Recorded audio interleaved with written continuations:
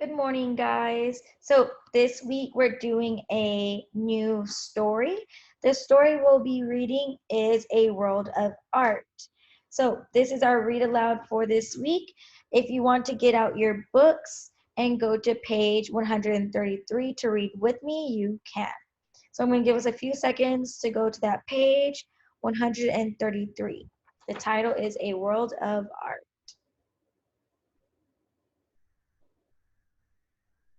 Okay. So before we get started reading, we need to know that this story is a realistic fiction. So that means that this story is made up, but it can happen in real life. So even though this story was made up and it's not real, doesn't mean that it might happen, okay? That it might not happen. So in A World of Art, a second grade class is going to an art museum. What do you think they will see? So looking at this picture here, what do you think they're going to see at an art museum?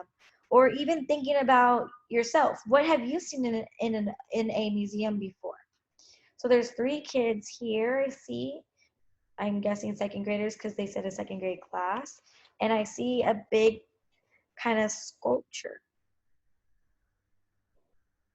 So I think they might see some different art, some paintings maybe, some other sculptures with to go with this cat. I think it's a cat. We don't know yet. Okay. So A World of Art. I see a little boy here. I see a little girl in a wheelchair, and it looks like different masks over here. Okay. Today my class took a field trip to an art museum. Mr. Leones, our teacher, said that creating art is one way people can share their culture. At the museum, Mr. Leone showed us a mask from Africa that was carved from wood.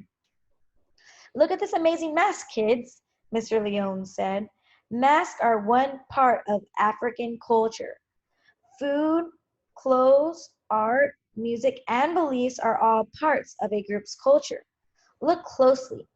What does this mask remind you of? I think it's a cat, I said. What do y'all think it reminds you of? Does it remind you of a cat too? And then it says, how does Mr. Leons feel about art? How can you tell? So how does he feel about art and teaching his kids about art? Give you a few seconds to think about it.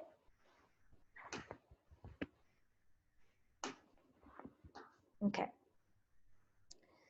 Next, we looked at art from Mexico called alebrijes. Mr. Leons told us these sculptures of animals are always painted bright colors because bright colors are part of everyday life in Mexico. I saw a pretty carving of an elephant with butterfly wings. Then Mr. Leons pointed to a bright green panther. Ooh, so I guess this is the panther. I thought it was a cat. When he asked what it reminds us of, Marcus and I both said, a cat, at the exact same time. Then we started laughing. Ooh, that's what I thought too. Finally, Mr. Leons asked if every piece of art is the same. We all said, no way, at the same time.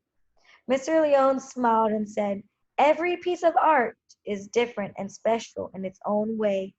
That makes it unique, just like every person is unique. So what lesson does Mr. Leons want the kids to learn? What does he want the kids to know about art?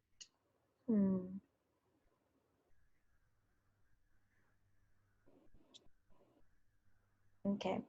So that was the end of our read aloud, guys. I hope you have a really good week. I hope we're listening to this story as many times as you want because you can, or read with me as many times as you want because you can. So keep practicing, keep reading. I'll see y'all guys later. Have a good week.